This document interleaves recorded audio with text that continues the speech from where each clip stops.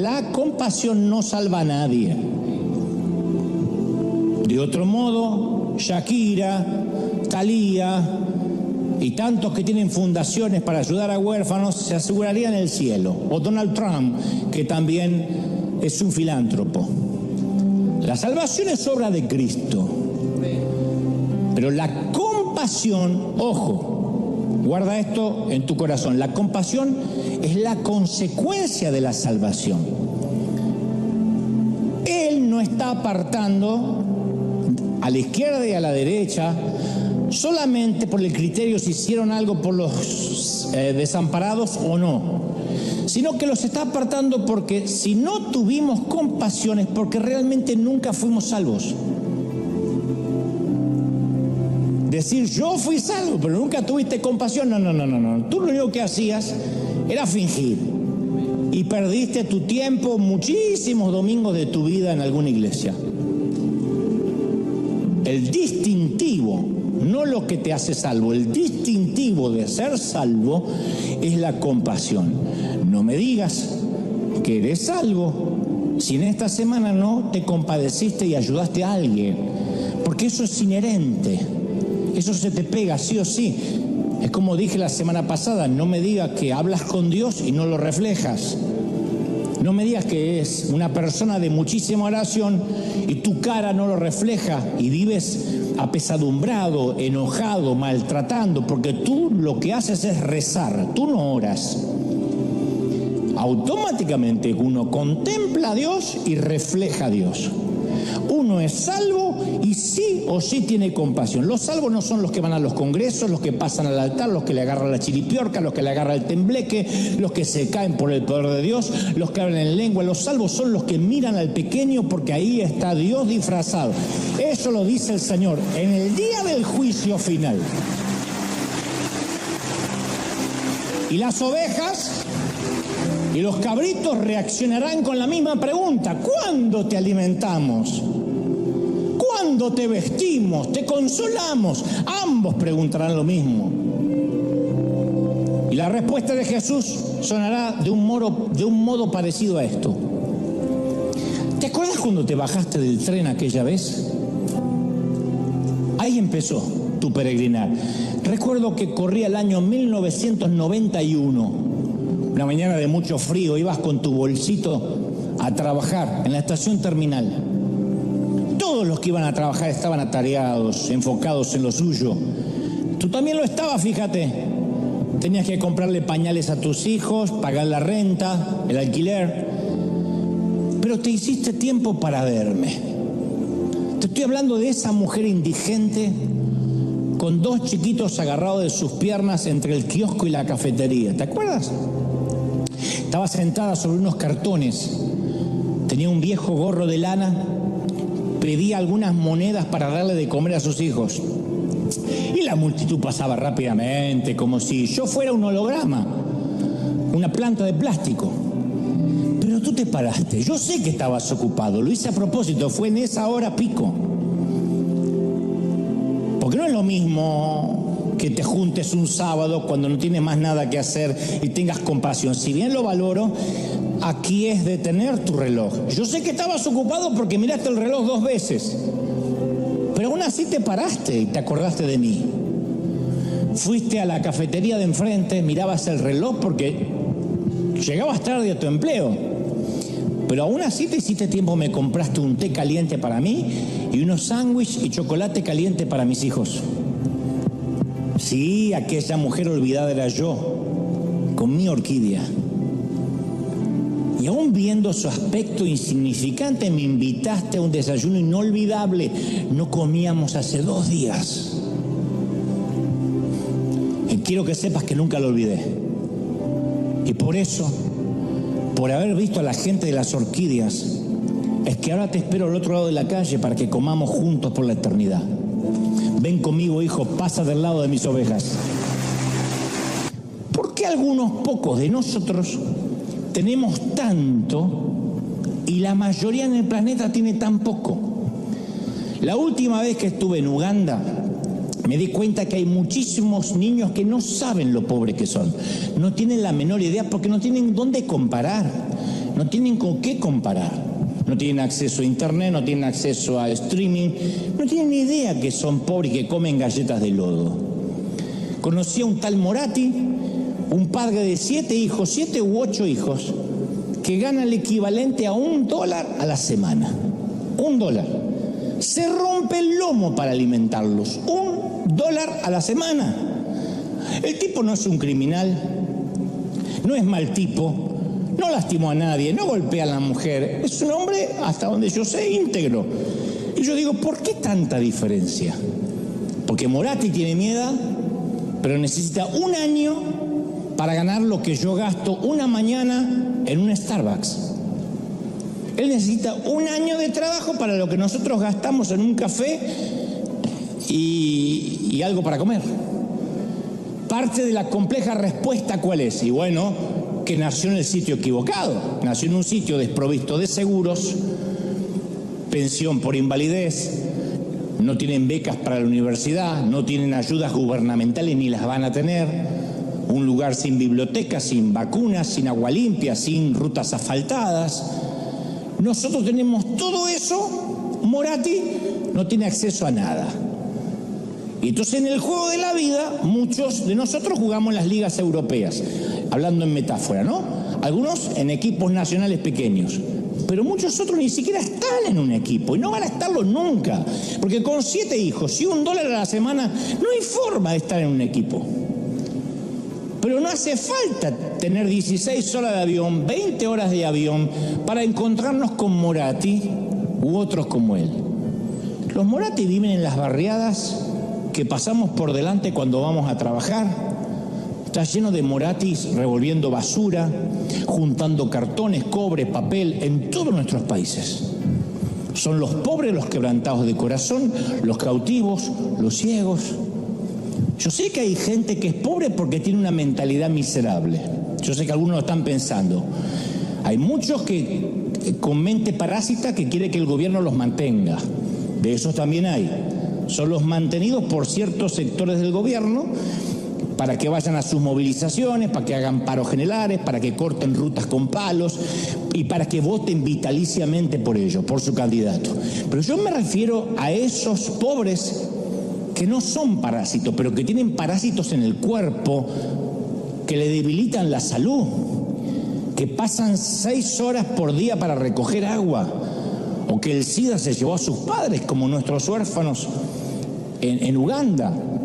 Entonces, ¿cuál es la solución a la pobreza? Se encuentra en la compasión que tenga el pueblo de Dios.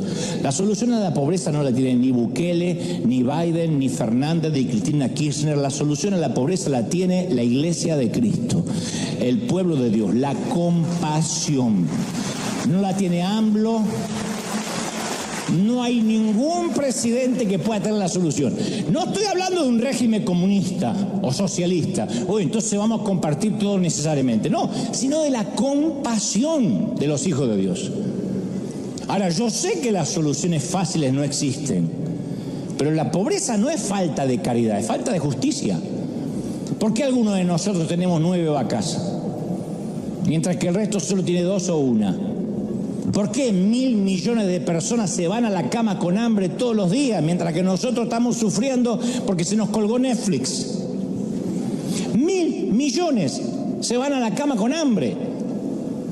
¿Por qué mueren 30.000 niños por día, 1 cada 3 segundos, de hambre o de enfermedades que se podrían prevenir? Ahora ustedes dicen, pero uno solo no puede hacer nada. No, pero todos juntos podemos hacer mucho. Eso fue River, eso sigue siendo River. Una iglesia que dice, esto es iglesia. Podemos hacer mucho, ¿sí o no? No quitamos el hambre mundial, pero caramba, mirá lo que pudo haber hecho, lo que hizo una iglesia hispana, con trabajadores. Entonces Dios le ha dado a esta generación, nuestra generación, todo lo que necesitamos para alterar el curso del sufrimiento humano. Decimos, pero eso va a calmar el hambre del mundo. No, pero va a calmar el hambre de 1, de 2, de 10, que bien podrían ser nuestros hijos. No es que seamos egoístas, Es que estamos muy ocupados en nosotros mismos, es muy difícil vivir acá. Nuestra familia, nuestras propias cuentas por pagar. No somos ricos. Para poder costear nuestra casa, para tener un autito decente, porque acá no se puede andar sin autitos porque uno no llega a ninguna parte. Para tener unas vacaciones dignas, ¿qué te digo? De una semana de 15 días digna, no Cancún. En la azotea, afuera. Con la alberca, la piscina, la pileta de luna. Comer 3 veces por día. Uno tiene que hacerse un búnker para el alma. Uno tiene que mirarse a sí mismo, a su familia. ¿Qué le queda a uno más que su familia? Me refiero a que para poder sobrevivir tenemos que meternos en una armadura gruesa como un tanque de ejército. No es que desconozcamos el hambre, la pobreza, solo que uno tiene que hacerse fuerte para que eso no te afecte. Si no nos hacemos, lo peor es que algunos están creyendo, eso es lo peor, pero mirá qué buen abogado del diablo soy. Si uno no se hace una piel de rinoceronte, no podría sobrevivir. Te voy a dar un ejemplo de cómo funciona esta piel de rinoceronte que estamos obligados a ponernos cada mañana para no sufrir. Para de sufrir, póngase piel de rinoceronte.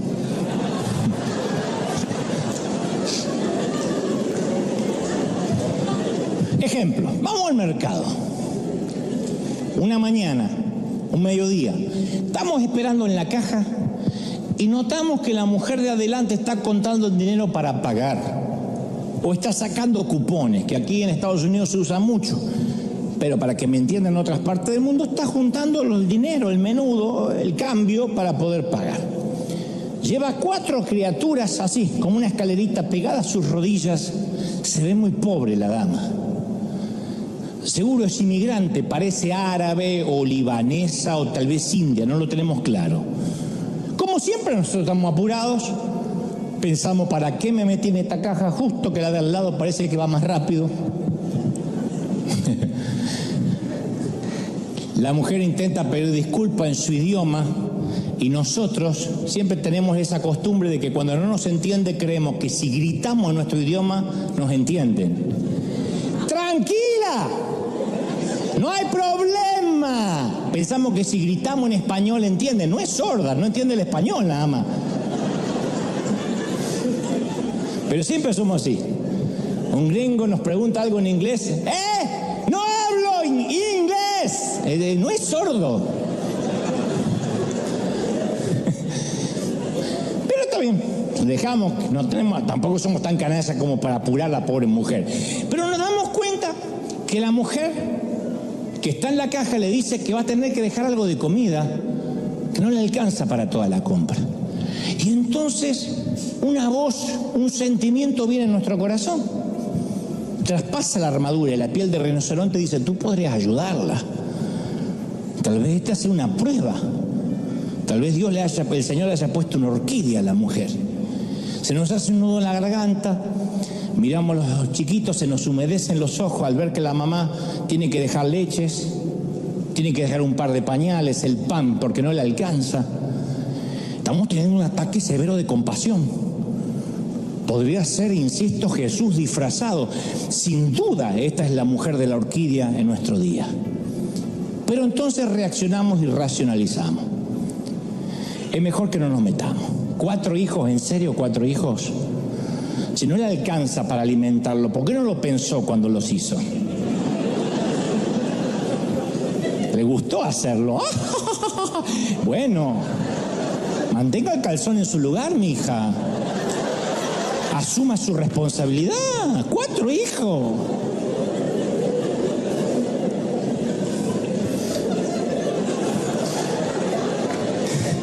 Si fuera sabia, no se dejaría hacer hijos. Además yo trabajo muy duro toda la semana, tengo mis propios hijos.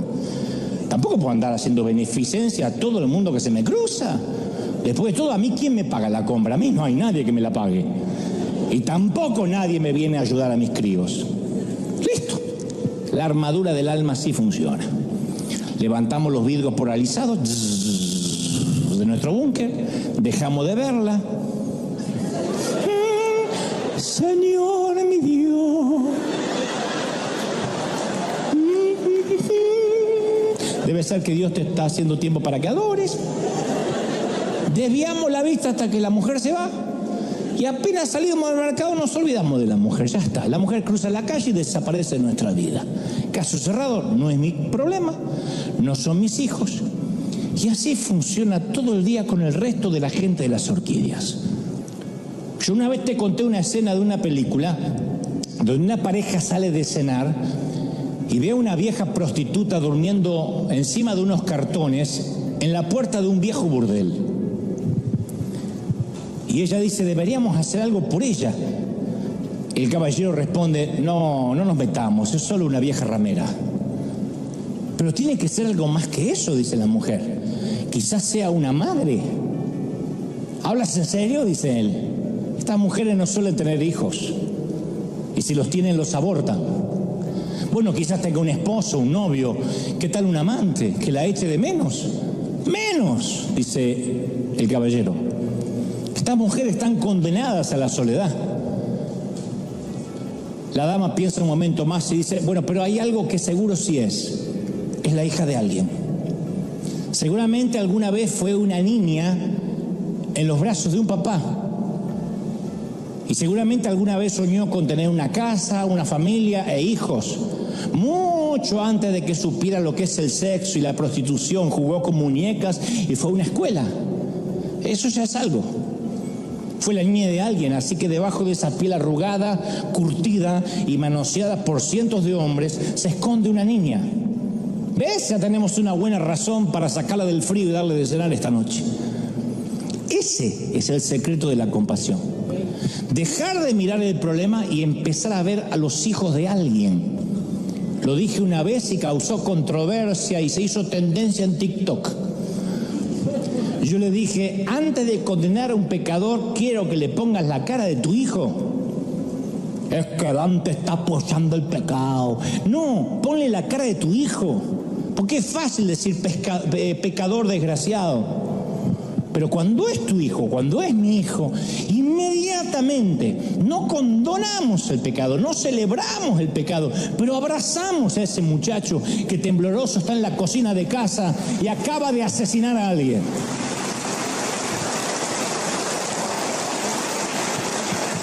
Hay algunas áreas de África del Sur dominadas por los zulúes, donde la gente se saluda con una frase que significa te veo.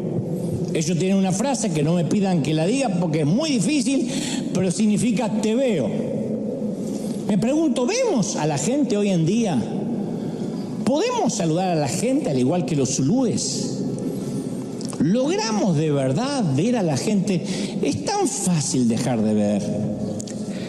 Tenemos tantas complicaciones, problemas, rollos, cosas para pagar, cuentas, biles, que es tan difícil ver a la gente. Y entonces los pasamos por arriba.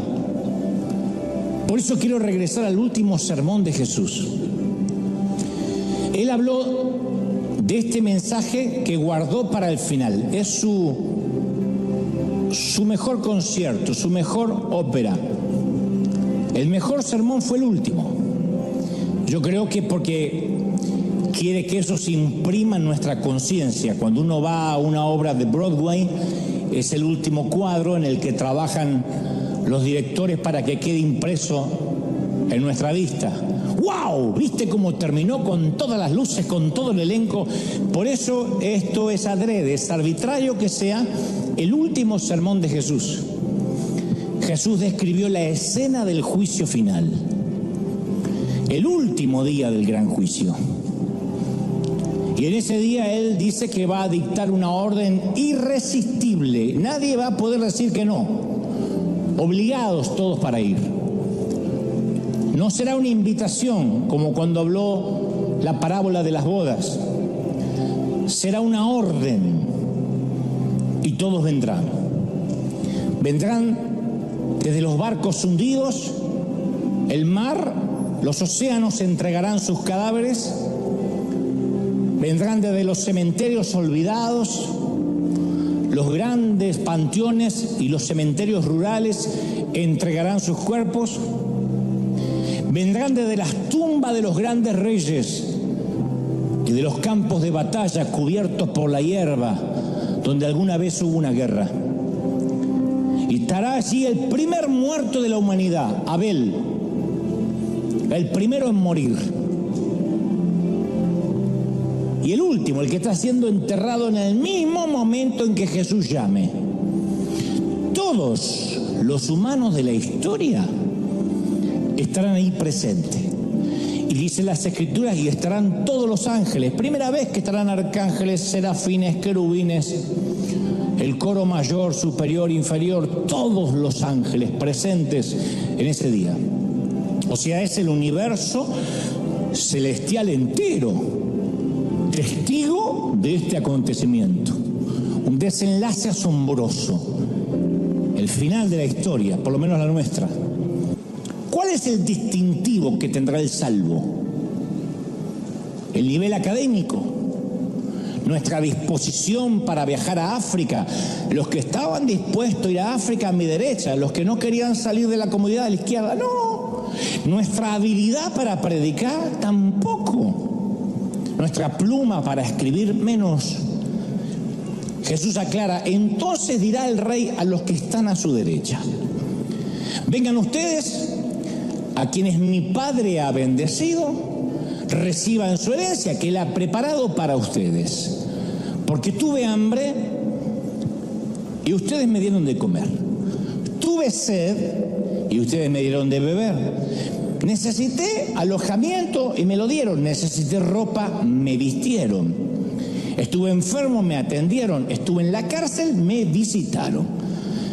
Se nos escapa que en el juicio final, el distintivo del salvo será nuestro amor por lo insignificante. Los colocados a la derecha de Dios serán quienes dieron comida al hambriento, calor al solitario, vestido al desnudo, consuelo al enfermo, amistad al prisionero. Jesús no dice, esto es muy importante aclararlo, estuve enfermo y me sanasteis necesariamente. Estuve preso e hiciste lo posible para hacerme libre. Estuve solo y me construiste una casa. No dice, estuve sediento y me diste consejo espiritual. No. Él habla de algo sin fanfarria, sin alboroto, solo gente haciendo cosas buenas. Acompañando, amando, dando agua, conversación o simplemente abrazos. Y el mensaje de Jesús es conmovedor. La forma en que ustedes los tratan a ellos es el modo que me tratan a mí. Yo te confieso que hubiese deseado que él hubiese dicho otra cosa de lo que dijo. Porque, por ejemplo, me encantaría que la Biblia dijera que el distintivo del salvo son los libros que ha escrito, porque yo he escrito unos cuantos. Me encantaría que hubiese dicho, no, el distintivo del salvo es el número de sermones que ha predicado, porque yo he predicado cientos. Eso automáticamente calificaría para mí. Sería muy bueno que hubiese dicho, pondré a mi derecha a aquellos que han llenado estadios o auditorios o han tenido programas de televisión o de radio, porque yo he hecho todo eso. Pero no fue lo que dijo.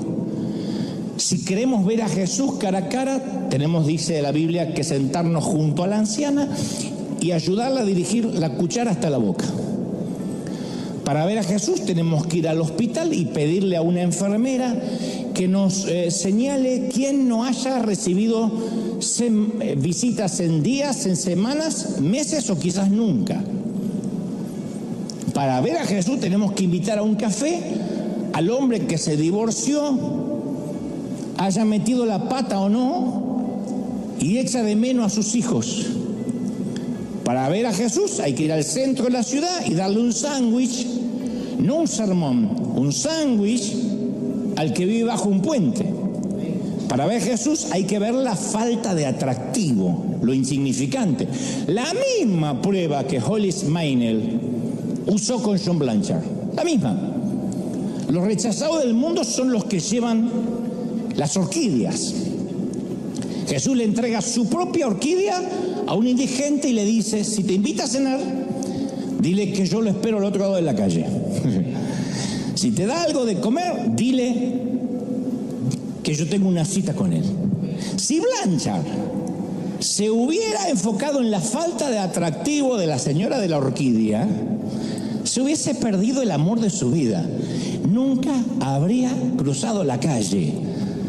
Si nosotros escapamos de los insignificantes y de los que llevan la orquídea, nos vamos a perder mucho más que el amor de nuestra vida.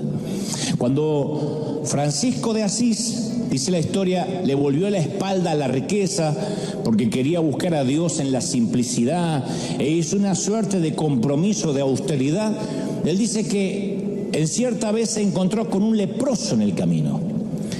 Primero le pasó de largo porque iba afanado con sus cosas, pero después se detuvo, retrocedió y sintió que le debía dar un abrazo. Y después Francisco siguió su camino y a los pocos pasos volvió su mirada para atrás para ver al leproso y ya no había nadie. Y él predicaba y decía, por el resto de su vida él creyó y predicaba, aseguraba que ese hombre había sido Jesucristo, que era la prueba de su compromiso. Y yo digo, puede que haya estado en lo cierto. Puede que el leproso simplemente se haya ido o puede que haya estado en lo cierto. Porque Jesús vive en los olvidados, reside en los ignorados, hizo su casa en medio de los enfermos. Y a veces uno pasa por alto a esa gente pensando que nada tiene que ver con Dios, cuando al contrario es Dios mismo dándonos una oportunidad.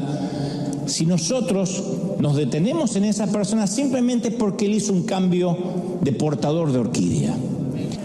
Una vez le hicieron 3 preguntas a un predicador famoso y yo me las adopté para mí, las preguntas. Primera pregunta, que te las puedo regalar también para que las adoptes, te las hagas periódicamente. Si hubieses sido un cristiano durante la Segunda Guerra Mundial, un cristiano alemán, ¿te hubieses posicionado en contra de Hitler sabiendo que tu vida está en peligro? Hubiese dicho, no apruebo lo que hace Adolfo Hitler. Segunda pregunta.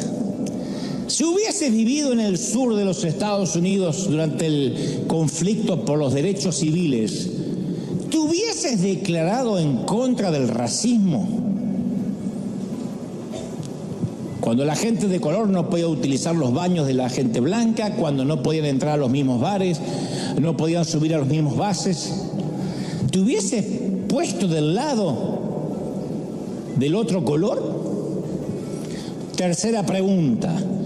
Cuando tus nietos descubran que viviste en una época donde había 1.750 millones de pobres y 1.000 millones pasaban hambre, ¿cómo van a juzgar lo que hiciste? ¿Qué hiciste, abuelo? No importan tanto las 2 primeras preguntas porque son hipotéticas. A mí me gustaría pensar que me hubiese posicionado en contra de Hitler y que hubiese luchado contra el racismo. Me gustaría pensar, por ahí me moría de miedo y no lo hacía. Pero esos no fueron mis días. Esas elecciones no fueron mías. La tercera pregunta es la que me conmueve. Porque no solo nos tocó vivir en la generación de Messi y bueno, ya que está Ronaldo, sino que nos fue dada una oportunidad única. Un día nos pondremos viejos, vamos a mirar atrás y vamos a darnos cuenta que era Jesús quien llevaba las ropas harapientas. Te doy mi palabra. Era Jesús el que estaba en el orfanato, era el que estaba en la prisión, en la chabola, en la casita de láminas, en los cordones de emergencia, en las casitas de cartón. Para los cristianos no hay nada más sublime que esto. Cuando amamos a los que pasan necesidad, estamos amando a Jesús. Él dijo, y eso será lo que determinará quién va a mi derecha y quién va a mi izquierda.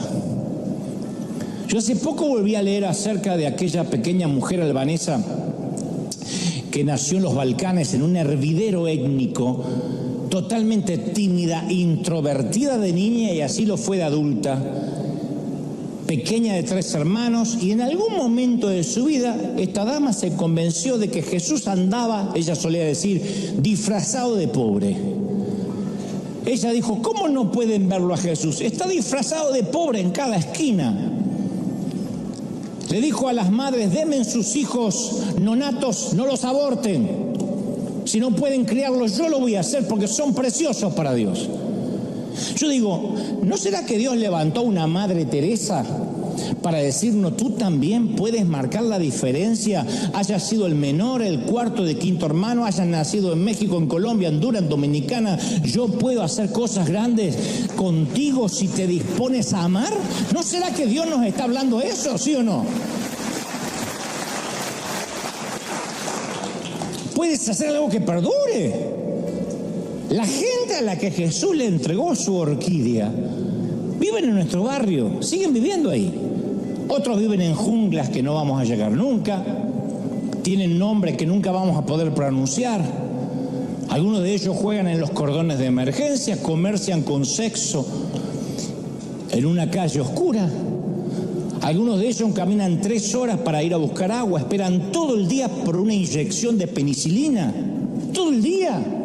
Y cuando llegan dicen, se acabó el lote, no mandan.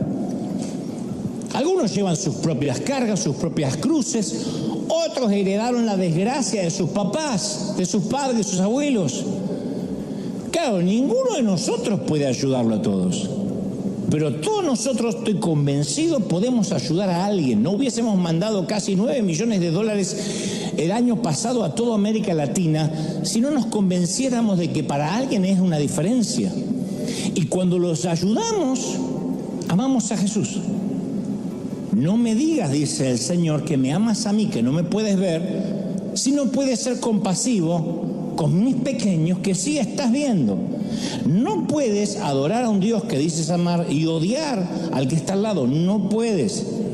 Por mucho que seas salvo, irás al lugar de los cabritos. A mí eso me conmueve, me hiela la sangre. Cuando las noticias hablan de los refugiados afganos, subimos la ventanilla y cambiamos a Netflix y nos atiborramos de una maratón de series.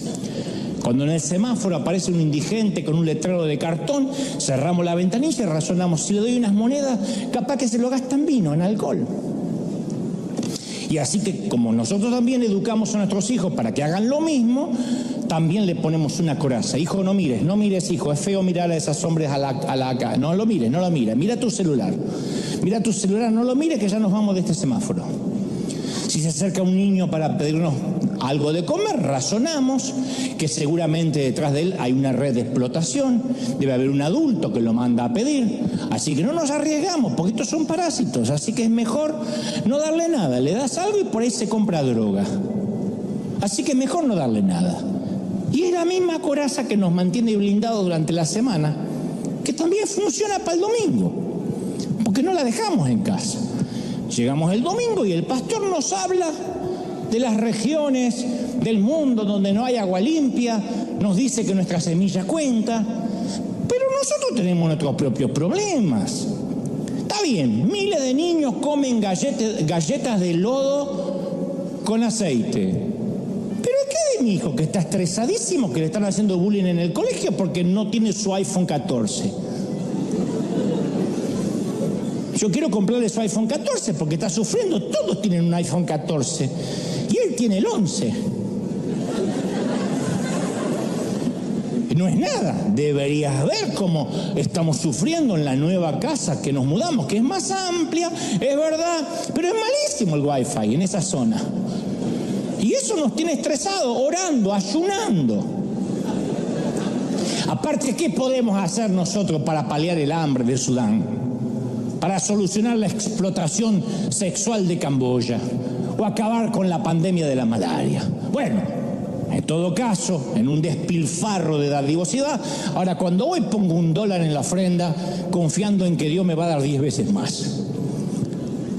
Mi pregunta es, ¿por qué escondemos la cabeza como un avestruz? Bueno, porque los problemas son inmensos. 1.000 millones de pobres, sí, 1.000 millones. Y nosotros tenemos nuestros propios problemas. Eso es cierto, tenemos nuestras cosas. ¿Cómo podemos cambiar el mundo si siquiera podemos cambiar nuestros hábitos? Por eso no queremos ver, para no sufrir. Así que, señor juez, señor fiscal, distinguidos señores del jurado, hasta aquí llegó mi débil y raquítico alegato como abogado del diablo. No es que seamos insensibles y egoístas, nos ponemos corazas porque paramos de sufrir, nada más. Pero sigamos adelante. La Biblia narra en Hechos 3:4 aquella famosa historia que ocurre en la Puerta de la Hermosa, que había un indigente que estaba allí, no podía andar, se arrastraba sobre sus rodillas para desplazarse, pasaba su día en el contingente de mendigos que codiciaban las monedas de los que venían a adorar y entraban al patio de Salomón. Y Pedro y Juan estaban entre ellos. El hombre necesitado, indigente, vio a los apóstoles y les pide dinero, no les pide un consejo espiritual. Y ellos no tenían nada para darle, pero igual se pararon.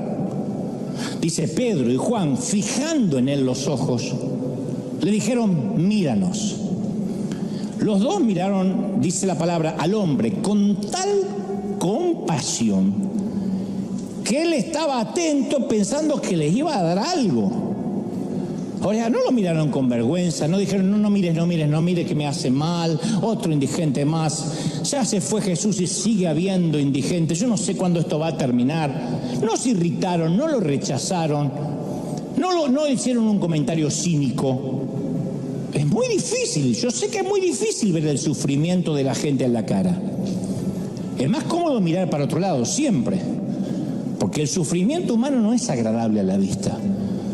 Uno mira las mejillas polvorientas de los refugiados pakistaníes, los ojitos de los chiquitos que quedan en las fronteras deportados, las siluetas de la gente que a veces vemos a la noche cuando venimos de cenar debajo de un puente calentándose en un bidón grande con fuego. Los informes dicen que 1.7 millones de personas viven con menos de $1.15 al día. ¿Y nosotros qué vemos cuando los vemos? ¿Qué vemos? ¿Qué sentimos? Y entonces Jesús hará un recuento, uno por uno, de todos los actos de bondad. De todos. Cada cosa que hicimos para mejorar la calidad de vida de otra persona, por pequeña que sea. Incluso los más pequeños. De hecho, todas esas cosas parecen pequeñas. Dar agua, ofrecer comida, cocinar un poquito de más, porque la señora de al lado quedó viuda y lo último que debe tener ganas es de cocinarse. Cocinar un poquito de más por si caen visitas y si no meterla en unas bolsas Ziploc y mañana llevarla a alguien que no pueda comer, compartir ropa. Porque las obras de la gracia son actos simples.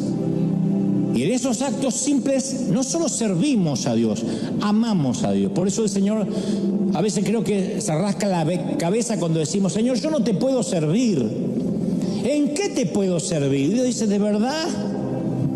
He repartido orquídeas alrededor tuyo por doquier. ¿De verdad me dices que vives en un lugar donde no puedes servir? Porque aún viviendo en Beverly Hills, deberías ver la gente rota que usa trajes caros.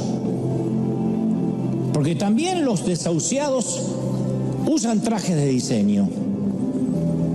La pobreza no solo anda en caseríos, sino que viaja en Porsche. Y también viaja en Mercedes. Si no, no habría suicidios en las bañeras lujosas de Beverly Hills. No importa si tienes un Oscar sobre la chimenea o juntas cartones para cambiarlos por algo de dinero, puedes que estés roto de igual manera y alguien tiene que verlo. Y en algún punto el Señor apartará a los unos de los otros, dice la Biblia. Las ovejas de los cabritos, Mateo 25:32. Las ovejas de los cabritos. Todos los pastores hacen eso, los pastores de las ovejas animales, ¿no? Caminan entre rebaño, uno por uno, dirigen a los cabritos en una dirección y a las ovejas en otra, no pueden convivir. Yo digo, wow, esta imagen del buen pastor caminando en medio del rebaño de la humanidad va a ser muy fuerte. Dante, de aquel lado. Godofredo, de este lado. Laura, de este lado. No, su ex esposo no vaya con ella, va para el otro lado. ¿Para qué lado va cada quien? No lo dije. Porque por ahí el ex esposo supo verlos necesitados y Laura se congregaba y nunca le importó el que se sentaba al lado. No sé. Es difícil imaginar ese momento sin que de pronto aparezca la pregunta que hicimos al inicio. ¿En base a qué Jesús separa a la gente? ¿Por qué la separas? Y Él nos da la respuesta. Bueno, los de la derecha, las ovejas, son los que me alimentaron cuando estuve hambriento. Me trajeron agua cuando estuve sediento, me albergaron cuando estaba solo, me vistieron cuando estaba desnudo, me consolaron cuando estaba enfermo, me visitaron cuando encarcelado. El lado de los salvados lo determina la preocupación de aquellos que pasaron por necesidad. El Señor me decía: he levantado a River para que puedan ver a la gente las orquídeas. Y las orquídeas están distribuidas por doquier, en casas de lujo y en casas muy pobres. Creo que eso es lo único que nos ha sostenido. Y para los que son buscadores de tesoros o de trivialidades y dicen: ¿cuál es el secreto de River? Es la célula, el seguimiento, la consejería, el equipo de pastores. Hay solo, creo, me atrevo a pensar, un secreto que hace que el corazón del Señor esté con nosotros: la mirada en los perdidos, en aquellos que vagan como ovejas sin pastor. He visto al Señor muchas veces dentro de un congreso profético, de un congreso apostólico de empoderamiento, porque Él prometió estar donde 2 o 3 se congregan en su nombre. Pero como dice Carlos Anacondia, lo he visto muchas veces dentro de esos congresos mirando para afuera, llorando, como cuando vio a Jerusalén y los vio como ovejas sin pastor y dijo: ¿cuántas veces quise juntarlos como la gallina junta a sus polluelos y no pude? Desesperados, vacíos, rotos. Tenemos que decirle: Señor, dame esa compasión. Para eso tiene que coincidir con el mensaje del domingo anterior: quita el egoísmo de mi vida. ¿Se acuerdan? De que Dios nos hablaba del principio Copérnico. No somos el centro, no somos el sol, solo estamos para reflejarlo a Él, somos simples espejitos. Cuando nos quitamos el egoísmo, empezamos a tener compasión. Y entonces nos damos cuenta que no tiene sentido frustrarnos por no tener un bolso de marca, porque el auto no arranca. Aunque todo eso pueden ser contrariedades que, como somos humanos, nos molestan, no va a pasar más de segundos de irritabilidad, porque siempre nos vamos a acordar que en este mismo momento, mientras que nosotros tenemos que optar por un Uber, por un taxi, por un bus o por un tren, hay gente que dormirá bajo un cartón. Y eso nos pone inmediatamente en perspectiva. Nadie regresa igual de un país tercermundista. Nunca más soportarás a uno de tus hijos quejarse porque otra vez hay fideos.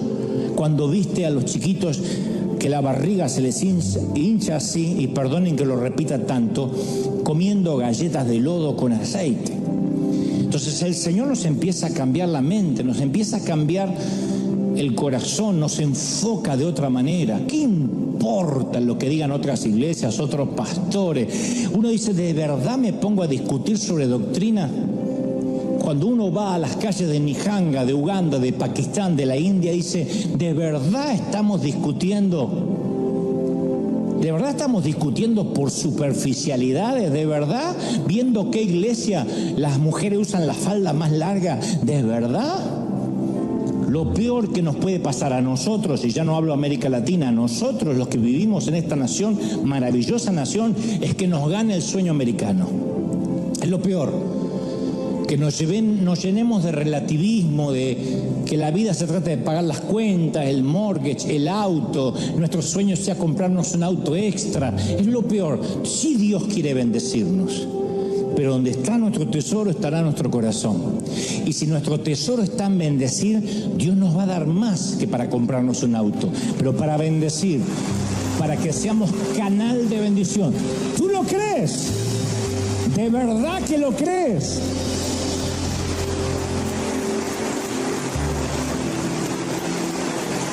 Y Dios dice: River, yo te felicito porque has bendecido gente que no conoces. Hemos llegado a países donde nunca nos van a dar las gracias y hay gente que ni sabe que esto vino de una iglesia. Solo dicen gracias Jesús. Es lo único que sabe. Por esa conexión divina, esa triangulación eterna que hemos hecho, es lo que el Señor hace que anote en su libro de memorias. Lo has hecho. Eso es la ofrenda. Eso es dar. Por eso me exaspera, me violenta. Diríamos en mi país, me calienta mucho cuando alguien hace pactos de dinero. Pasa aquí, si quieres un auto del año, trae tus $1,000 y trae 10,000 más si quieres que Dios te dé tu casa. Porque Dios nunca dijo que la prosperidad vendrían para nuestros lujos.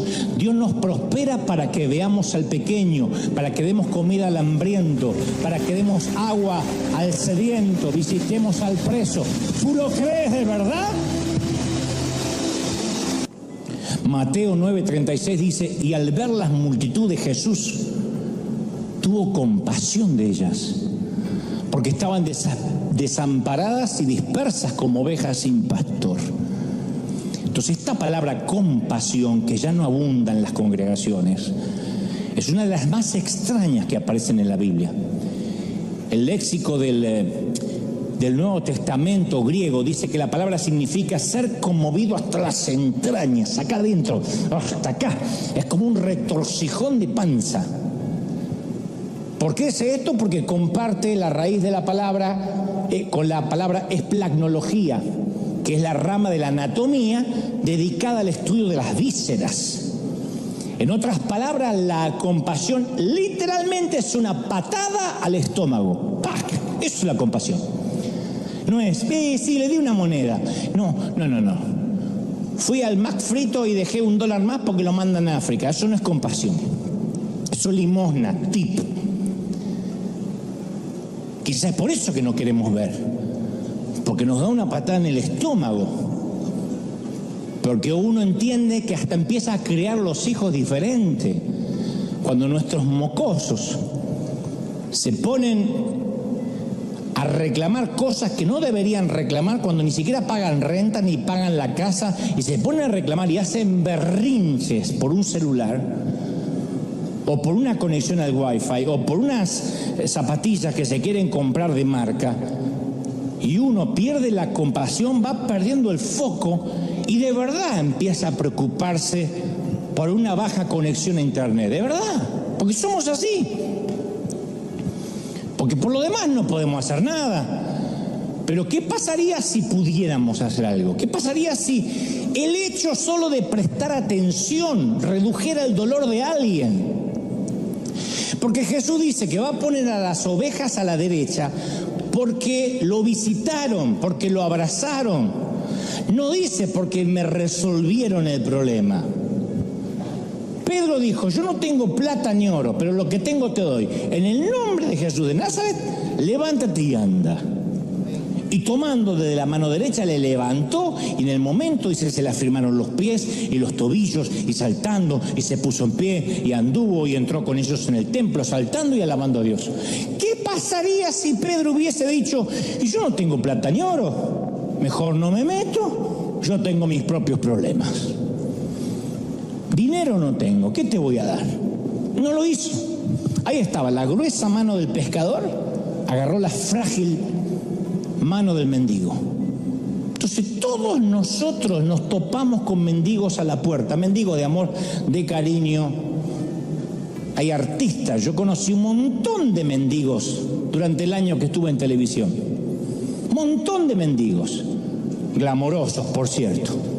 Maquillaje, operaciones, botox, dinero, pero mendigos de amor, de cariño, de afecto.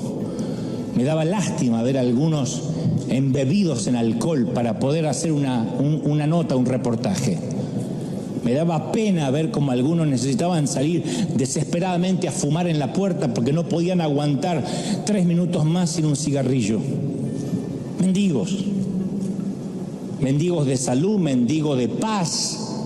Tuve invitados que me decían, yo le tengo miedo a todo, no solo a volar, le tengo miedo a comer, le tengo miedo a vivir, tengo miedo a respirar, lleno de tics, uno de los exitosos en su rubro.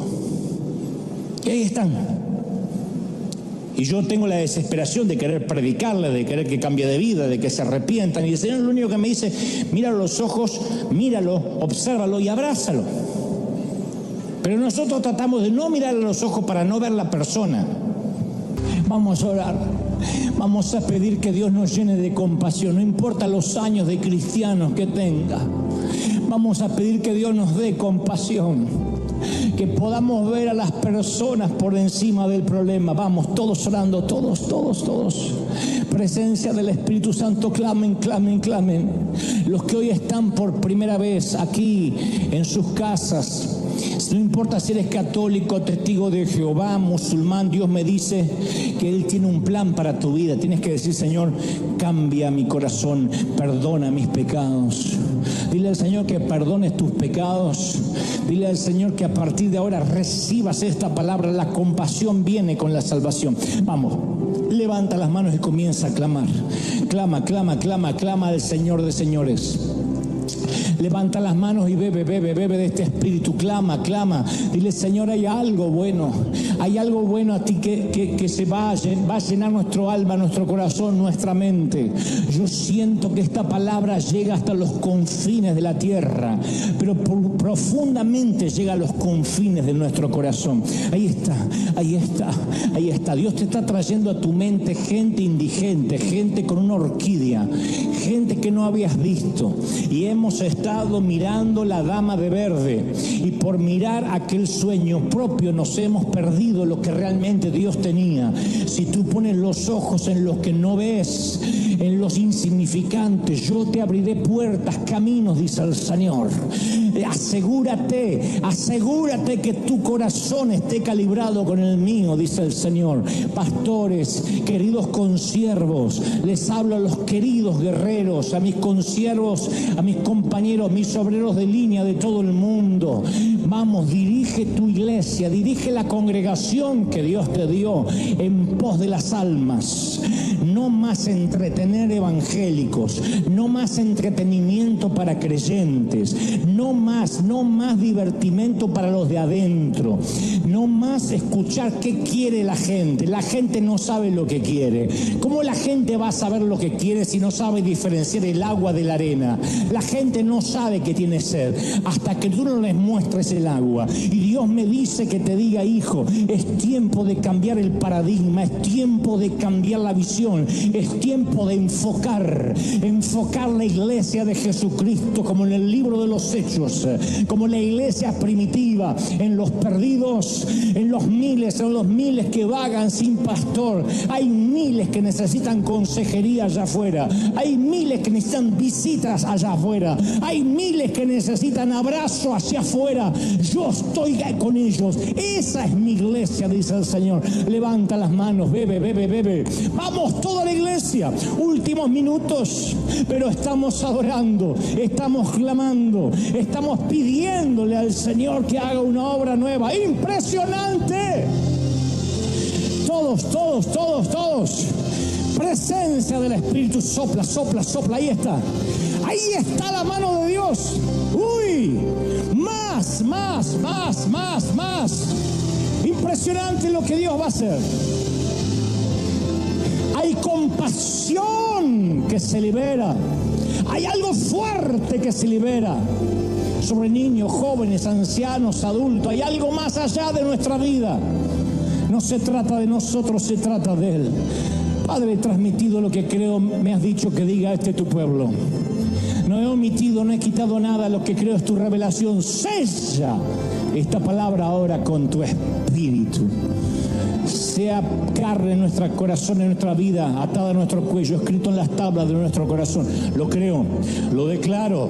Bendigo a esta gente. Te ama el Señor, te ama princesa, te ama príncipe. ¿Cómo te ama el Señor? Dale el mayor aplauso de la historia al Rey de Reyes. Aquí vamos a cerrar adorando. En casa nos despedimos. Chao, hasta el domingo que viene. Gran aplauso al Rey. Gracias por acompañarnos en este tiempo. Que la paz y las bendiciones de Dios llenen tu vida y te fortalezcan en cada paso de tu camino. Te invitamos a suscribirte al canal, dar un me gusta y compartirlo con quienes también podrían beneficiarse de esta reflexión. Hasta la próxima, y que Dios te guarde siempre. Seguimos esperando que alguna persona nos complete. Nadie te va a completar. Ni el amor de tu vida te va a completar.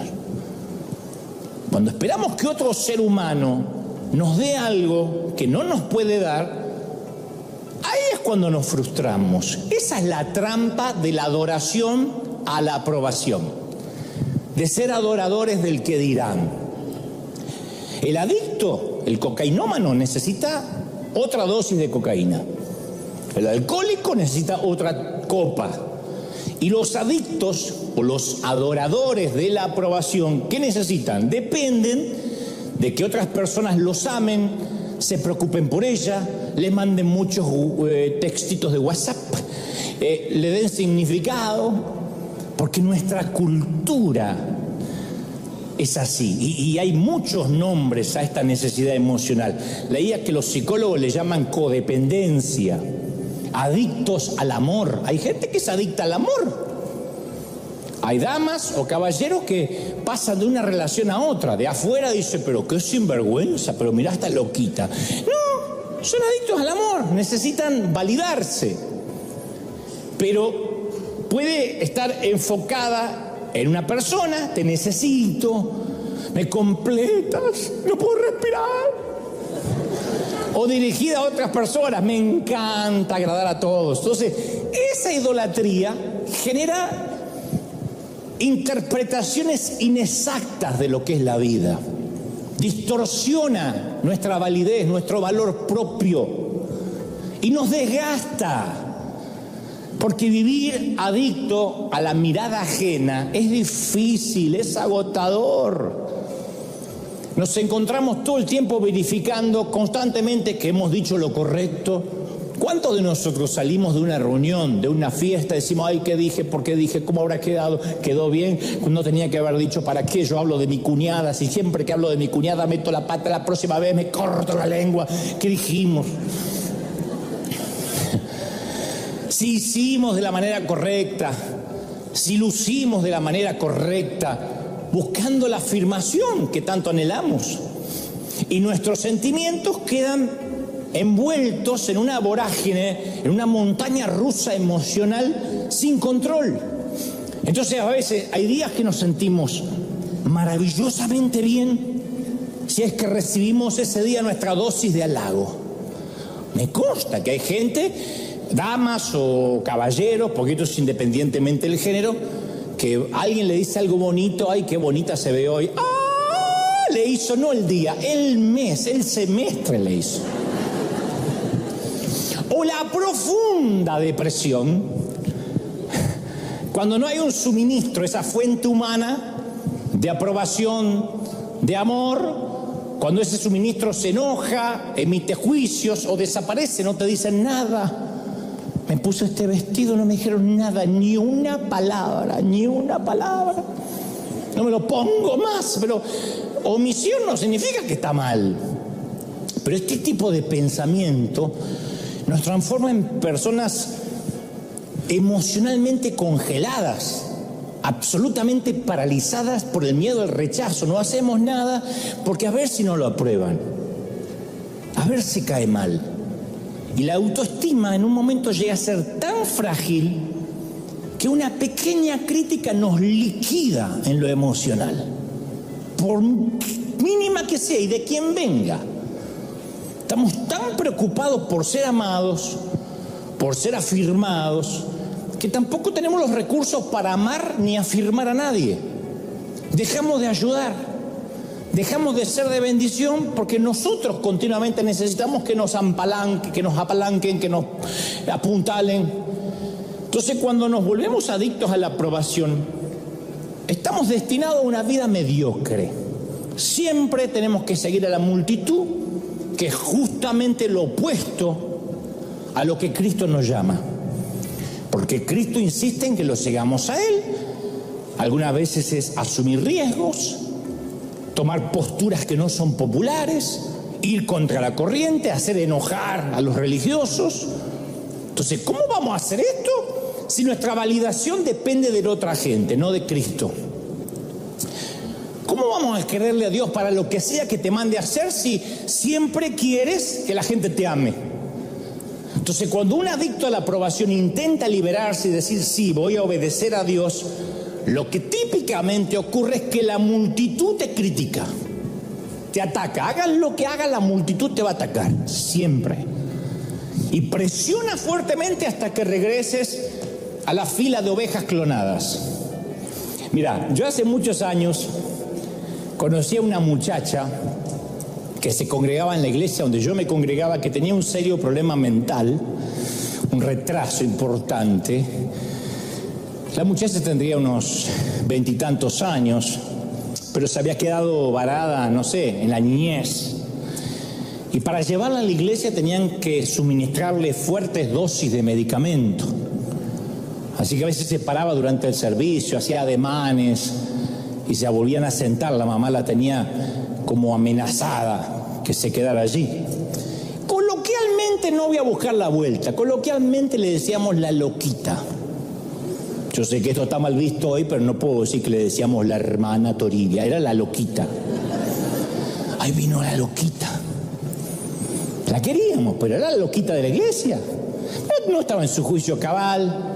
Solía andar muy mal vestida, decían con cosas incongruentes, sin sentido. Y cada vez que me saludaba, me decía fuerte, ¡Date! ¿Te pareces a los galanes de las telenovelas? ¡Son muy lindos! ¡Lindo!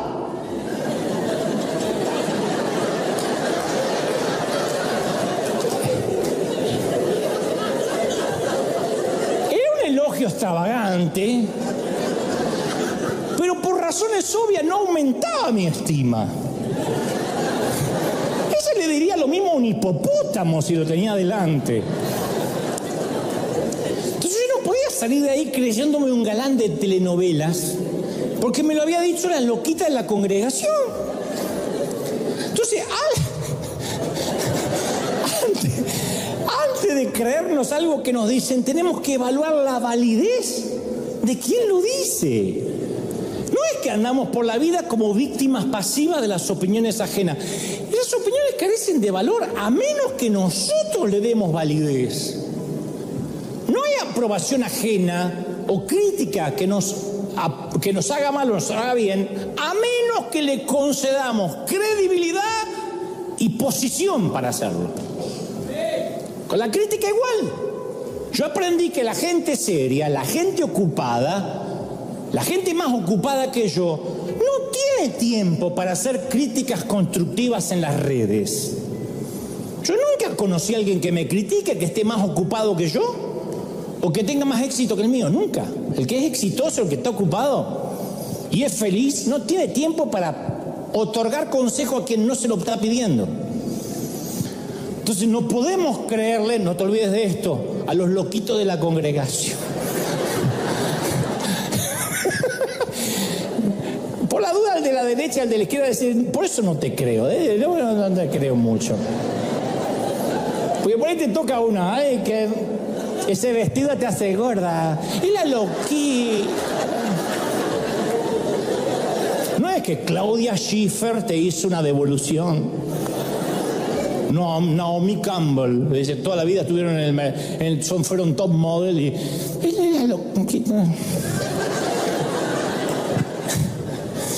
el apóstol Pablo afirma que hay que evaluar nuestros pensamientos, dice, llevando cautivo todo pensamiento para que se someta a Cristo. Entonces, esto es negarnos a permitir que la aprobación o el rechazo domine nuestra vida. Por eso, para recibir con amabilidad las críticas constructivas, que las hay, hace falta tener un corazón en orden, un mundo interno correcto. Porque por raro que parezca, cuando tenemos demasiado afán en recibir aprobación, es inevitable que nos llenemos de resentimiento hacia esa persona. Porque no queremos que nuestra sensación de bienestar se encuentre en las manos de él o de ella. Por eso, al fin y al cabo, nos terminamos resintiendo.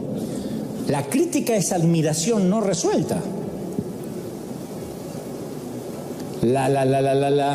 Si no, no estarían en las redes criticándote. La gente que entra a nuestras redes a decirme cosas espantosas, yo me pregunto, ¿por qué entra en mis redes? Yo no soporto a alguien, me voy. Pero ellos entran porque esa admiración no resuelta, se llenaron de resentimiento porque su estado de ánimo depende de lo que yo digo o hago, entonces terminan odiando.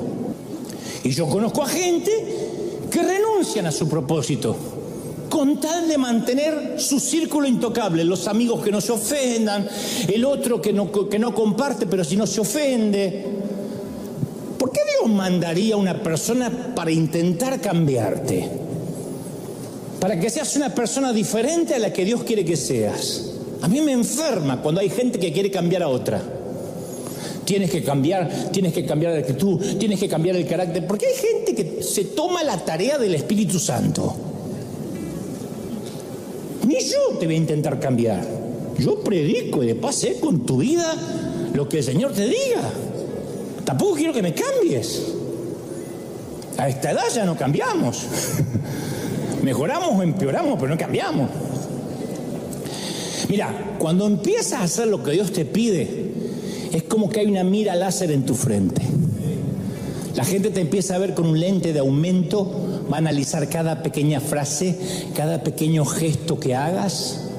Ustedes van a ver que cuando no me pueden encontrar a mí algo en la prédica, agarran mis dedos mochos que están, pobrecitos, deformados de la carpintería de mi papá, y dicen, vi que hace la señal de los masones. No, se llama dedo arruinado. Pero la gente es así. Y la adoración a esa aprobación ciega nuestros ojos. Y lo que Dios está tratando de hacer es evitar que perdamos el tiempo tratando de lograr algo que no se puede lograr. ¿Sabes qué es? Complacer a todo el mundo. Nunca. Nada de lo que hagamos va a ser suficiente. Tú le dices sí a alguien, ¿sabes por qué te van a recordar? Por el único no que dijiste. Siempre. Vean lo que son los jugadores de fútbol, los boxeadores, la gente puede haber tenido una carrera brillante. Si en el último minuto erró un gol, se tiene que ir del país. No importa que jugó 89 minutos excelente. Si en el minuto 90 erró un penal, lo quieren matar. Esa es la gente. Y gente somos nosotros, aunque digan, ay, sí, menos mal que viene de Neptuno. Somos nosotros. Así somos. Hace algunos años, cuando recién me habían llamado a hacerme cargo de la iglesia hispana de la Catedral de Cristal, llegó a mis oídos un comentario irónico. Un líder conocido, un amigo en común, llamó al pastor Juan Carlos Ortiz y le dijo, te felicito, Juan Carlos, por contratar a Dante, pero tenés que saber que el tipo tiene nada más que 4 sermones, ¿eh? Cuando se le acaben esos 4 sermones, después de un mes vas a tener que buscar otro candidato, porque nunca le escuché predicar otra cosa que no sean esos 4 sermones. Y aunque había envidia y celos en ese comentario, desgraciado. No. Yo supe que tenía razón.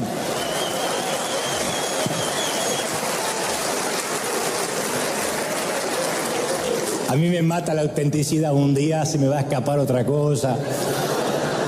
No, pues yo supe que tenía razón. Cuando uno es evangelista y recorre el mundo, no necesita muchos mensajes. Con 4 o 5 buenos que te sepa en memoria, recorres el mundo. Y lo vas cambiando así, más o menos. Más en los tiempos que no había YouTube, que nadie grababa. Así que recuerdo que oré y dije, Señor, este hombre tiene razón. Yo más de un mes no voy a poder predicar. Ellos lo saben, yo lo sé, todo el mundo lo sabe. Y aquella noche Dios habló conmigo y me reafirmó que yo estaba viviendo para la aprobación de la gente. La meta de mi vida no era buscar la aprobación de todo el mundo, sino llevar la vida que Dios me estaba llamando a llevar. Y comenzar en la catedral hace 12 años, obviamente con mis primeros 4 sermones, cambió por completo la trayectoria de mi vida. Y hasta me siento agradecido por aquel condenado. Porque me enseñó algo importante. Si dependo de otras personas para que me aprueben y me apoyen en lo que digo, en lo que hago, terminaré sin hacer ni decir nada. Terminaré esposado a la mediocridad. Hay pocas cosas que agotan más que intentar controlar nuestra imagen ante los ojos de la gente. Es cuando en lugar de decir, estoy haciendo lo que Dios me llamó a hacer, para lo cual Dios me diseñó, cuando reemplazamos eso por la frase, ¿qué dirán? Y yo recuerdo que cuando era un adolescente me había criado viendo por televisión a un gran predicador llamado Jimmy Swaggart. Algunos lo deben recordar, otros no, pero Jimmy Swaggart era el evangelista del momento, primo de un famoso cantante de rock, Jerry Lee Lewis. Y Jimmy Swaggart tenía un cabello perfecto, su postura era perfecta, unos dientes perfectos, cantaba cuando quería y tocaba el piano, pero lo que más me fascinaba yo de chico era su voz. En realidad no era su voz, era la del traductor al español llamado Stanley Black, que decía, quiero decirle que Dios hablará con su vida. Era una voz profunda, resonante, contundente, estrepitosa. Dios tiene un plan para usted, ¿me oyó? Y quiero decirle, ese falso profeta pagará por lo que hizo. Yo decía, así debe sonar la voz de Dios. Y yo cuando comencé a predicar al lado de él, me sentía que tenía la voz de Mickey Mouse. Llegó la hora de repetirlo. Dios está aquí.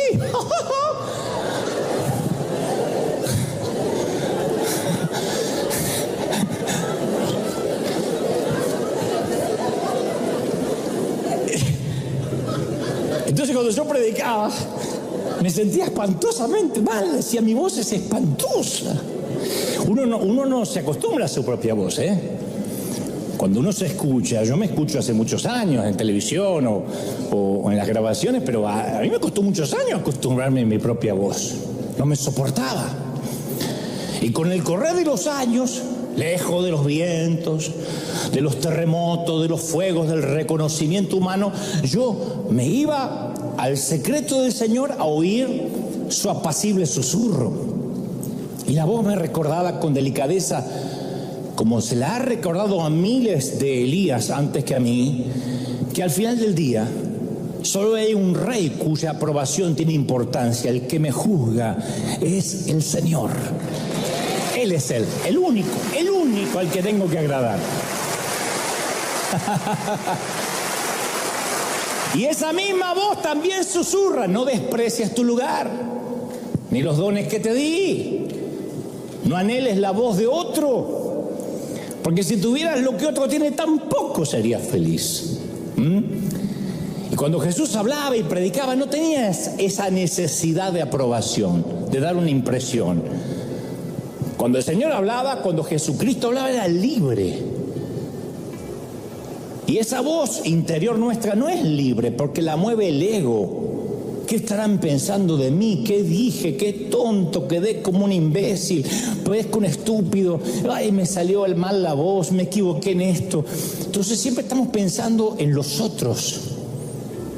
El sociólogo George Herbert escribió acerca de lo que él llama el fenómeno de los otros, que es la representación mental que todos tenemos en nuestro interior, de ese grupo de personas cuyo criterio medimos nuestro éxito o nuestro fracaso.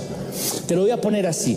Desde que somos chiquitos hasta que somos adultos, nuestra estima va dependiendo sin querer de la valoración de los otros. Los otros es un club compuesto por todos los críticos de tu vida cuyo pulgar erguido o invertido tiene peso emocional para ti. Es una especie de jurado mental que arrastramos a todo el mundo, en el cual se encuentran todos los que te calificaron en tu vida. Es casi seguro que tus padres estén allí. Y aunque tu padre o tu madre ya no vivan, En ocasiones como que la ves a la vieja difunta diciendo, no te pongas eso, hija, que pareces un taco que se está rompiendo por abajo. Mirá cómo conoce de tacos que se rompen por abajo. Y en ese grupo mental posiblemente también están algunos profesores de la escuela que nos marcaron, algunos pastores, sin mencionar a tu jefe, a compañeros de trabajo, a gente de la propia iglesia que te juzga. Ese club se suele llenar muchísimo, el cupo siempre está lleno. Mentalmente tenemos un montón de gente que decimos, ¿y qué diría?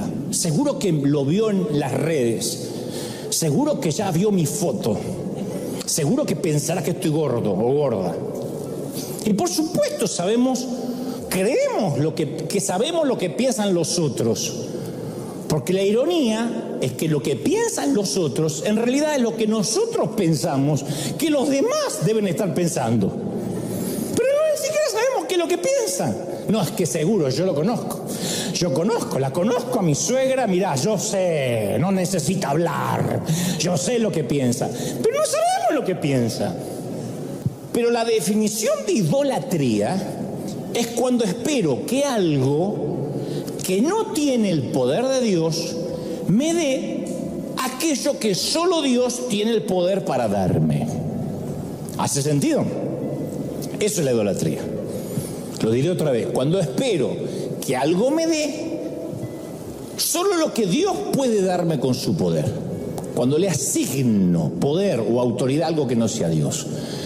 Es cuando tomamos cosas que pueden ser buenas, nobles, pero esperamos que nos provean aquello que solo Dios nos puede dar. Juan Calvino lo expresó de la siguiente manera, magnífica, estupenda. Él dijo, el corazón humano es una constante fábrica de ídolos. Continuamente estamos fabricando ídolos. Por eso mismo, de tanto en tanto, en un servicio como este, está muy bueno que echemos un vistazo a qué es lo que está ocupando el trono de nuestro corazón, sin que nos demos cuenta, porque a veces estamos idolatrando lo que no debiéramos sin darnos cuenta. Una de las verdades fundamentales de la naturaleza humana y uno de los grandes peligros también de la idolatría es que aquello que adoramos da forma a lo que somos. Nos terminamos pareciendo a aquello que adoramos.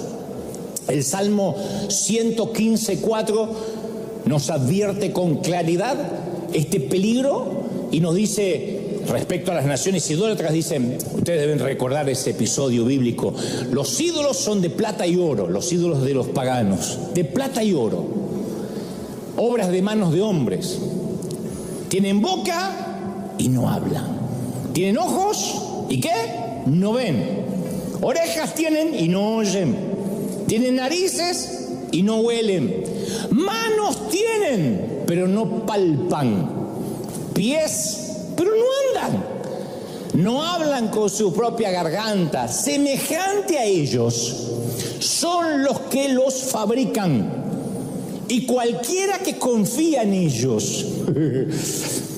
O sea que el que fabrica el ídolo es semejante al ídolo, que no habla, que no respira, que no toca, y el que lo adora es semejante al ídolo. Aquellos que siguen a esos ídolos inertes, aunque digan es una representación, bueno, es que es como tener una fotografía de un ser querido. No, los que empiezan a adorar esos ídolos empiezan a ser espiritualmente inertes, sin vida. Lo que adoramos se convierte en lo que somos, siempre. Si nosotros fijamos nuestros deseos en algo que no es el verdadero Dios, nos convertimos en eso. Entonces, la idolatría, vamos a convenir esto antes de transmitirte lo que creo Dios me dijo que te diga. La idolatría en el objeto equivocado nos corrompe, nos desvaloriza.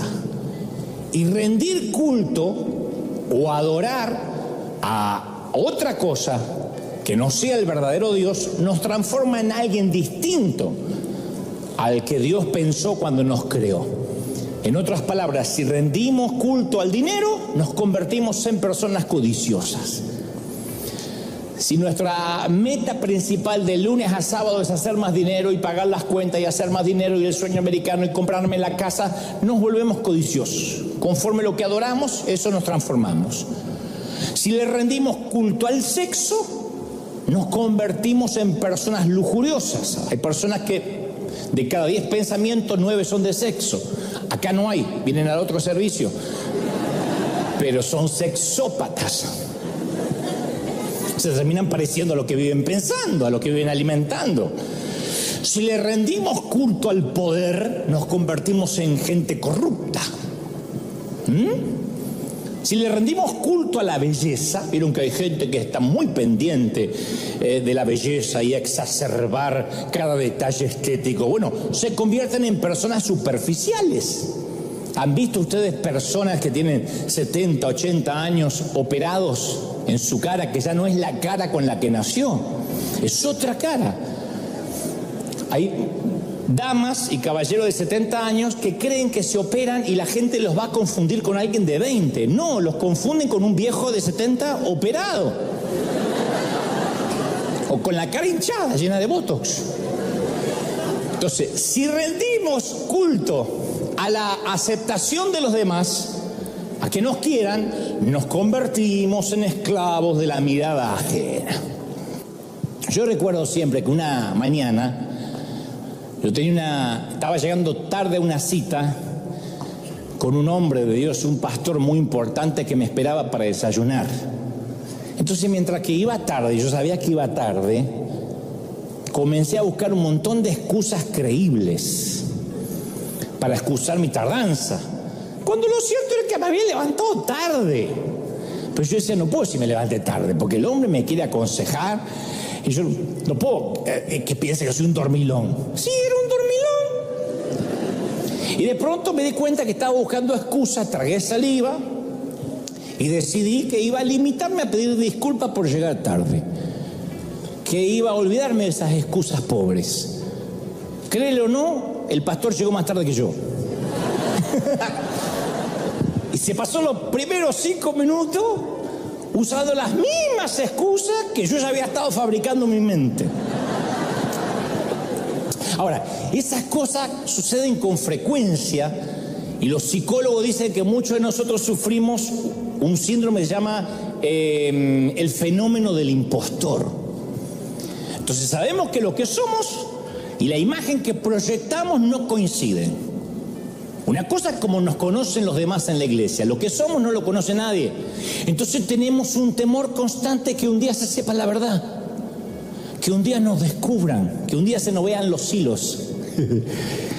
El síntoma principal es la tendencia a confundir nuestra actuación con nuestro valor como personas. Y Pablo reprende esta adicción cuando les escribe a la iglesia de Galacia, en Gálatas 1:10. Dice, ¿qué busco con esto? ¿Ganarme la aprobación humana o ganarme la de Dios? ¿Qué busco en la vida? ¿Qué aprobación? No dice un poco de cada una. O me gano la aprobación humana o me gano la aprobación de Dios. Y dice Pablo, ¿piensan que yo procuro agradar a los demás? Si yo buscara agradar a otros, Gálatas, no sería siervo de Cristo. Si yo quiero agradar a la gente, no sirvo. Pero más perturbadoras aún son las palabras de Juan, porque los líderes religiosos creían en Jesús, pensaban que el mensaje tenía sentido, pero no estaban dispuestos a profesar la fe.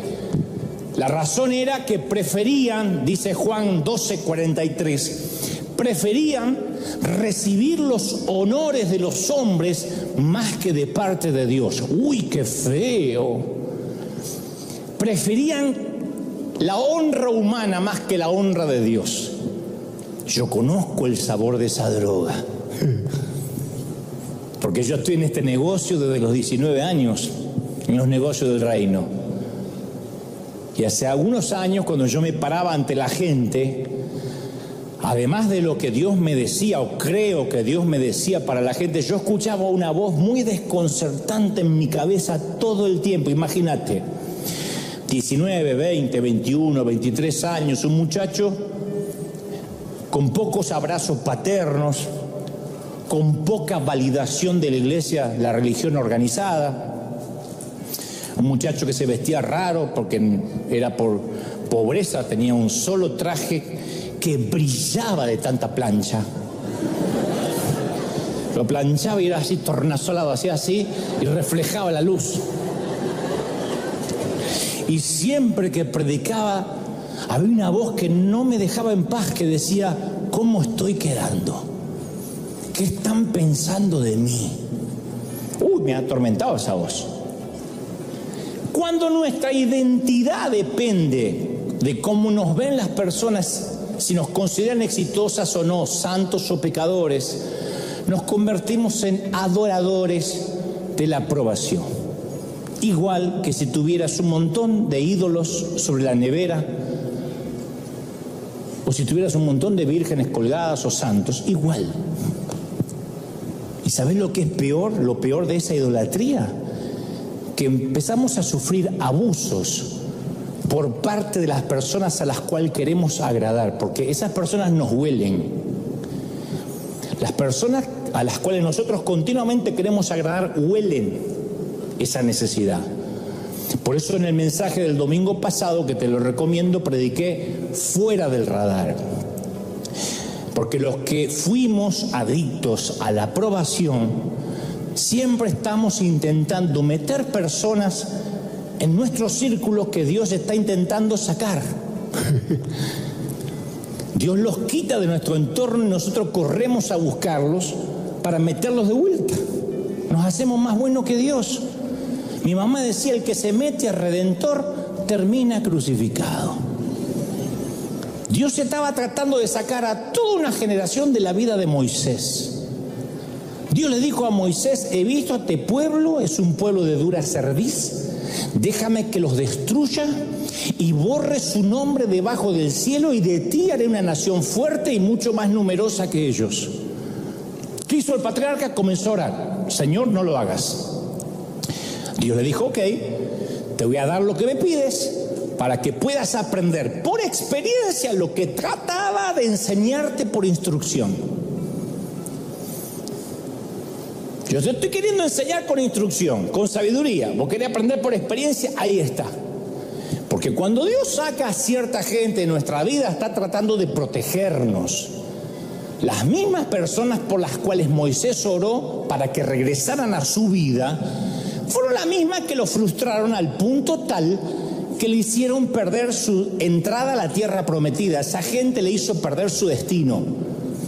Entonces las personas adictas a la aprobación dejan pasar su propósito porque persiguen las preferencias de las personas. Hay gente que no quiere que alcances tu propósito. Hay gente que le molesta que alcances tu destino.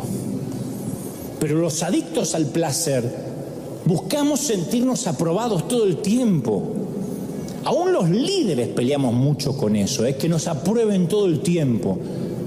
Y entonces empezamos a alivianar la palabra, a no decir cosas tan duras, porque queremos que nos aprueben. Y le damos a la gente lo que quiere, no lo que necesita. Yo no puedo decirle a ustedes qué quieren que predique. Nadie sabe qué quiere. Dios es el único que sabe lo que necesitamos oír. Entonces, si seguimos las preferencias de las personas y nuestro propósito al mismo tiempo, en algún momento vamos a tener que decidir o las preferencias de la gente o nuestro destino. No significa que seamos desconsiderados. Significa que aquellas personas que en realidad te aman nunca te van a hacer elegir entre ellas o tu propósito divino. Nunca. Si realmente te aman, nunca te va a hacer elegir. Piensa en esto. Dios no te va a dar un propósito, un destino, y después te va a enviar a alguien que esté en contradicción directa y en oposición al destino para el cual Dios te creó.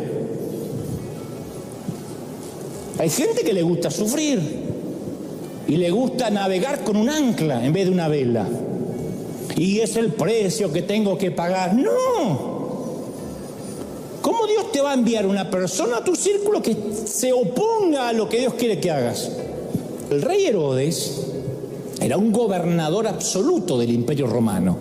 temido soberano de Galilea, donde vivía Jesús. Construyó los edificios más majestuosos, las ciudades cosmopolitas como Tiberias. Hasta el día de hoy se consideran hazañas de arquitectura. Y al norte de Galilea había un pueblito llamado Cesarea de Filipo. Ahí había un tal Felipe, hermano de Herodes, que era el regente, o el alcalde, una cosa así, ¿no? Felipe estaba casado con Herodías. Herodes era un soltero codiciado, adinerado, poderoso, playboy. Y Herodías se enamoró de su cuñado. Empacó sus maletas la tipa y se mudó al palacio con el cuñado. Las noticias salió en todos los portales, en todos lados. Ah, la Chapoy hablaba todo el tiempo. Juan el Bautista oyó de este escándalo en el palacio, escándalo célebre. Entonces, y Herodes solía escucharlo a Juan como consejero, era su asesor. Entonces le dice a Herodes: Herodes, no podés quitarle la esposa a tu hermano porque seas el rey. Todo el mundo está hablando de eso, puede tener un montón de mujeres y te agarrar la cuñada. Herodías se sintió herida por ese comentario hacia su nuevo esposo. Así que le pidió que lo apresara a Juan. Y Marcos 6:22 relata el incidente. Dice que Herodías le guardaba rencor a Juan y deseaba matarlo. Pero no pudo hacerlo porque Herodes le temía a Juan, lo protegía, sabía que era un hombre justo, un hombre santo. Cuando Herodes oía a Juan, lo escuchaba con gusto, dice la Biblia.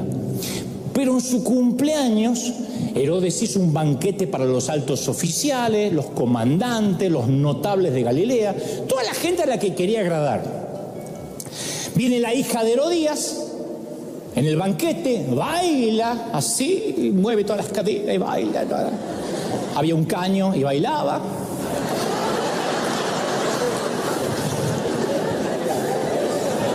No era un caño horizontal, era un caño vertical, no era de ballet.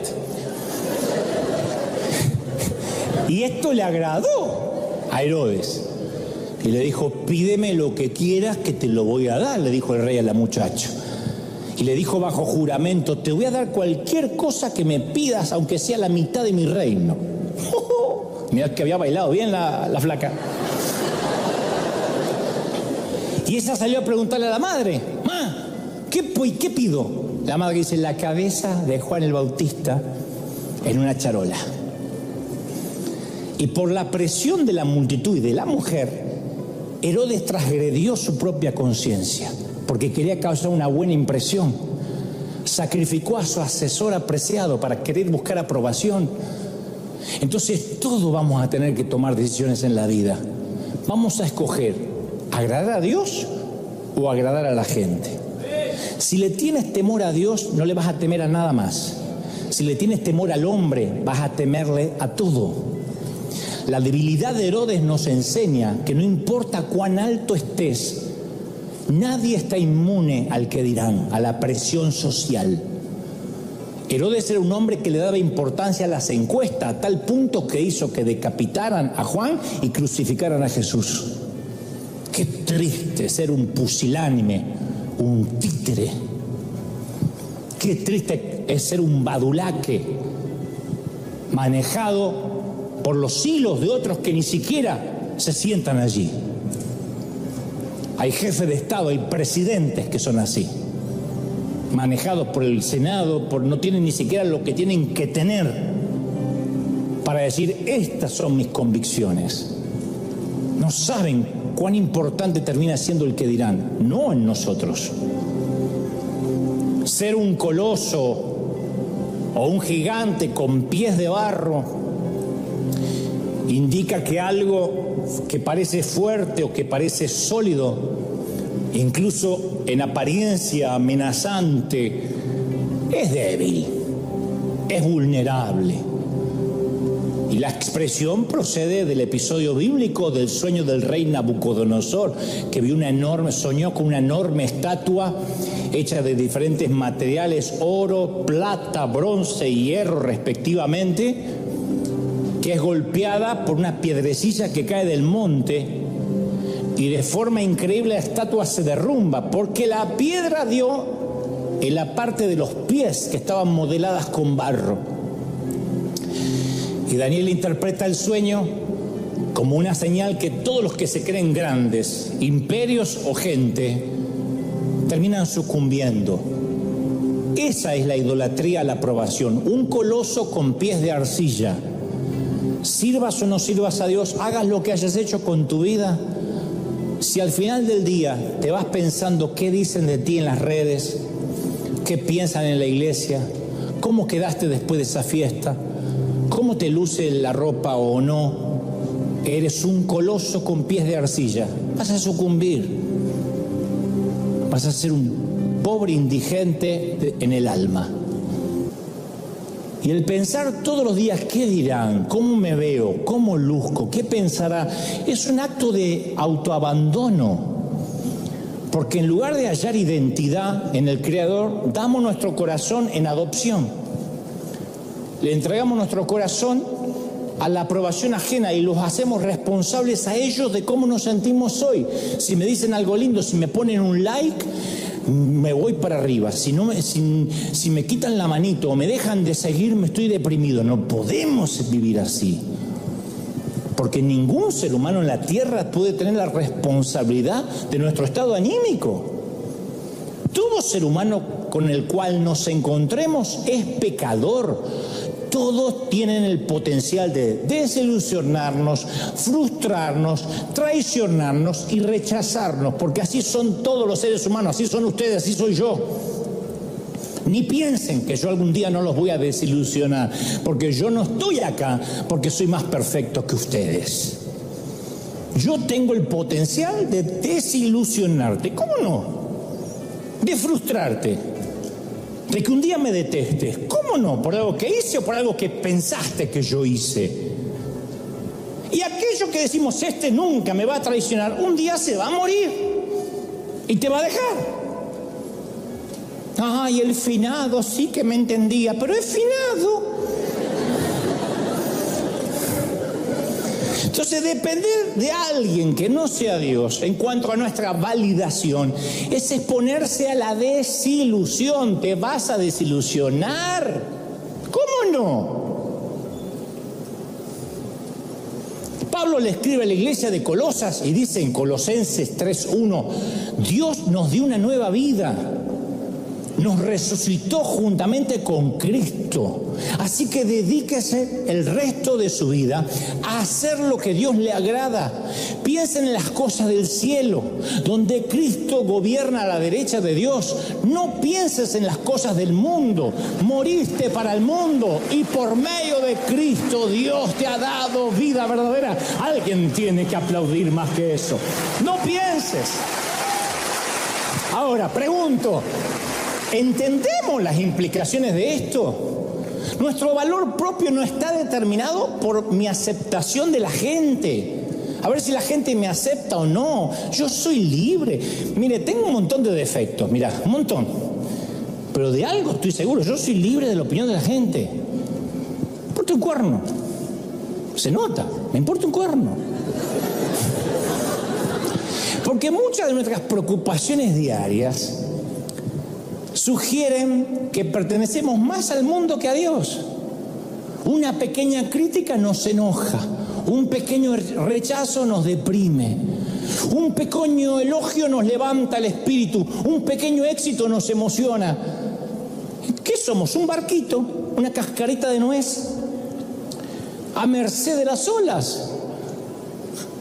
Entonces, cuando tenemos la gracia, que no nos afecte el qué dirán, recién entonces podemos decir, soy un hombre libre, soy una mujer libre. Este es el tipo de libertad que Pablo describía respecto a sus críticos en 1 Corintios 4:3. Por mi parte, dijo Pablo, muy poco me preocupa que me juzguen ustedes, ni ningún tribunal humano. Es más, Ni siquiera me juzgo a mí mismo, porque el que me juzga es el Señor. Entonces, las críticas lo tenían sin cuidado, no sacudían su tranquilidad, tenía un equilibrio, un bienestar que se apoyaban en un tribunal superior. El que me juzga es el Señor, el que te juzga es el Señor.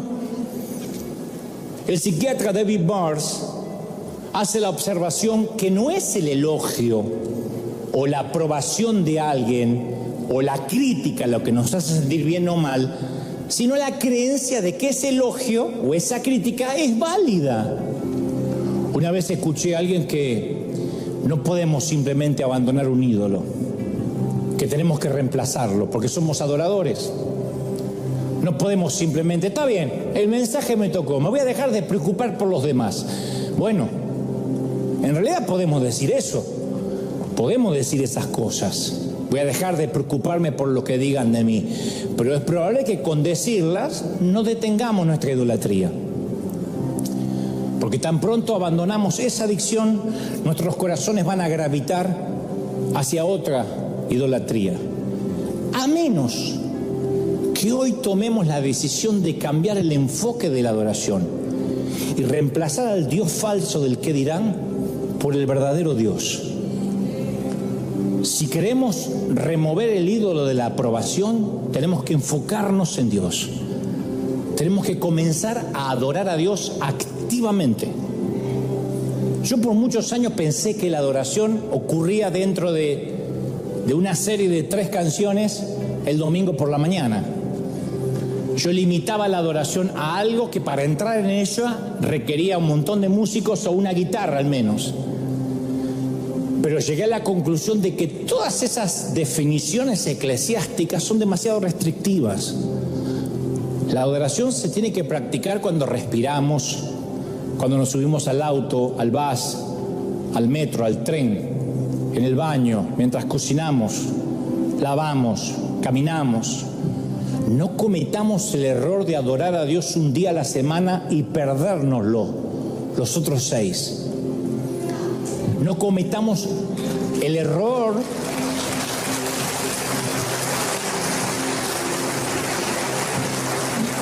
de reconocer su presencia por 30 minutos durante nuestros devocionales matinales y luego ignorarlo durante el restante de las 23 horas y media. Hebreos 13:15 dice: por lo tanto, por medio de Jesús, ofrezcamos un sacrificio continuo de alabanza a Dios, mediante el cual proclamamos nuestra lealtad a su nombre. Y a mí me parece maravilloso que la señal internacional de rendición en el mundo es levantar los brazos. En cualquier parte del mundo, levantar los brazos significa me rindo. Así que hoy, si te diste cuenta que pasaste gran parte de tu vida inclinado ante este mediocre Dios de la aprobación ajena con pies de barro, yo voy a invitarte en unos minutos a erguirte, seguro en aquel propósito por el cual Dios te llamó. Y fundamentalmente voy a invitarte a rendirte, a levantar los brazos y rendirte de verdad ante el único Dios del cual necesitamos aprobación y el único Dios que nos va a juzgar. Del único Dios que dice: bien hecho, siervo fiel, bien hecha, siervo fiel. Vamos, celebra al Rey de Reyes, celébrale. Una vez que te pongas de pie, ríndete, dale un aplauso sobre tu cabeza, dale un aplauso sobre tu cabeza al Rey, al único digno de toda adoración, al único digno de toda alabanza, al Rey de Reyes, al Señor de señores. Bendito sea Dios, al único digno de toda gloria, de todo honor. Celebra, celebra, celebra, que se escuche en el mundo, que en el mundo entero sepan de que hay Dios en River, de que hay Dios en Anaheim, de que hay Dios en esta parte del mundo. Bendito sea Dios. ¡Aleluya! Di conmigo fuerte. fuerte. Señor Jesús, te recibo en mi corazón. Anota mi nombre en el libro de la vida. Gracias, Señor, por perdonar mis pecados. Amén y amén. Levanta las manos ahora. Si has hecho esta oración y si ya vienes a la iglesia hace tiempo, en cualquier parte del mundo donde estés, estoy orando por niños, jóvenes, ancianos y adultos, que hoy no les va a importar nunca más el que dirán, no sabes la libertad. El Señor vino para sanar los enfermos y también liberar a los cautivos, a quitar de la opresión, de la cárcel a los que estaban encerrados. Y yo quiero librarte de esta cautividad que a mí me costó años de juventud. De verdad, hoy en día no me importa nadie, nada de lo que digan. Soy un hombre libre.